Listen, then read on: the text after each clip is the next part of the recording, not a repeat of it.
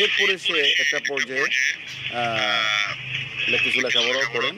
সে মিতু হালদার নামে একটা নার্স, যে নার্সিং নিজের পেশা নার্স, তাকে বিয়ে করে। বিয়ে করার পরে সে তখন তার স্বপ্নে আসলো সেরা ওল্ড অ্যান্ড চাইল্ড একটা কেয়ার সেন্টার সে স্থাপন করে, এরকম একটা আসলো। কারণ তার ওয়াইফকে নিয়ে সে মিরপুর এলাকায় একটা child and old age care এক নামে একটা প্রতিষ্ঠান খুলে।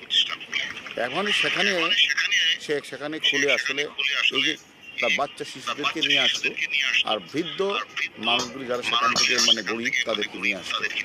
এরকমভাবে আপনারাও দেখেছেন বিভিন্ন মিডিয়াতেও, সোশ্যাল মিডিয়াতে ভাইরাল হয়েছে। সে সেখানে এগুলি সে প্রকাশ হয়েছে এবং সে বলেছে যে আমরা সেখানে অপারেশন থিয়েটার আছে, সেখানে মানুষকে সে বিভিন্ন ধরনের সেবা। তাহলে অপারেশন থিয়েটার থাকে